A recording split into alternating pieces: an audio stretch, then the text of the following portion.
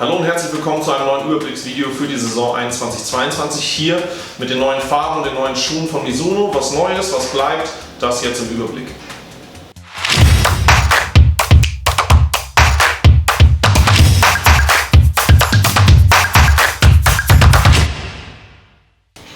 Zunächst mal, Mizuno unterteilt seine Range in die beiden Kernsportarten, in die Handballschuhe und in die Volleyballschuhe. Wir wissen aber seit einigen Jahren, dass vor allem die Volleyballschuhe auch sehr, sehr gerne von Handballerinnen und Handballern getragen werden, und das hat auch seine Gründe, denn viele Bewegungen sind sehr ähnlich, die Schuhe sind ähnlich aufgebaut, bieten auch beide laterale Stabilität, und daher präsentieren wir euch hier die Volleyballschuhe definitiv auch für alle Handballerinnen und Handballer. Wir fangen hier mit den Kinderschuhen an, da hat sich nicht viel getan, ähnlich hier vorne beim Wave Momentum nach wie vor der stabile, etwas schwerere Volleyballschuh, der gerade für Kreisläuferinnen und Kreisläufer geeignet ist. Ein neuer Schuh ist hier der Luminous 2 mit der Enerseed Zwischensohle und einem sehr schönen Primeknit Upper. Also hier bin ich wirklich, von dem Schuh bin ich richtig angetan. Also erstens finde ich, er sieht hier in der Frauenvariante schick aus. Zweitens, diese Enerseed-Sohle bringt eine Menge Dämpfung und Energie mit. Und das Primeknit Upper finde ich in der Passform sehr komfortabel. Dann hier der Klassiker Wave Lightning, mittlerweile in der 6. Variante.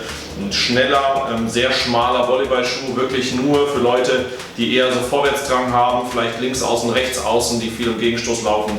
Alle, die ins 1 gegen 1 müssen, für die ist der Schuh sicherlich nichts. Dann haben wir hier links von euch die ganze Handball-Range. Wir starten hier mit den stabilen Schuhen. Das ist einmal der Phantom und der Wavestyle 5. Ihr kennt den Wavestyle 5 jetzt schon seit einigen Jahren. Das Topmodell mittlerweile abgelöst auch von dem Neo, da kommen wir gleich zu. Hier im Downgrade und hier in der Premium-Variante. Nach wie vor einfach ein Top-Schuh, sehr leichtes Upper-Material, dieses Mesh-Material, trotzdem sehr stabil, also sicherlich unter den stabilen Schuh eines unserer Top-Modelle. Kommen wir zum Wavestyle Neo.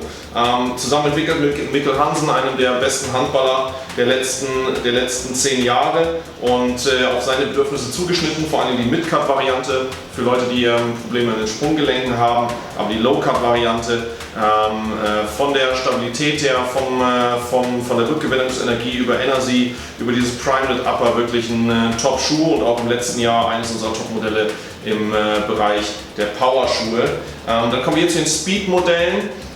Wir haben einmal den Ghost Shadow als Downgrade vom Mirage, der Mirage übrigens auch neu. Der Ghost Shadow gefällt mir eigentlich ganz gut, optisch gefällt er mir gut, und vor allen Dingen als Downgrade wirklich für den Preispunkt ein respektabler Schuh. Der Mirage hat ein neues Upper-Material bekommen, ist noch ein Stück leichter, ist dadurch nicht mehr ganz so stabil. Ist allerdings schon immer ein Speed-Modell gewesen. Also auch hier gilt das gleiche wie für den Wave Lightning. Vorwärtsdrang, wenig Zweikämpfe, dann ist das sicherlich ein Schuh, der für euch genau der richtige ist, weil er wenig Gewicht am Körper hat und eine Menge Vorwärtsdrang liefert. Das war der Überblick über die Mizuno Handballschuhe für die Saison 21/22. Wenn ihr Fragen habt, meldet euch bei uns über weplayhandball.de, über unsere Social Media Kanäle, und bis zum nächsten Mal.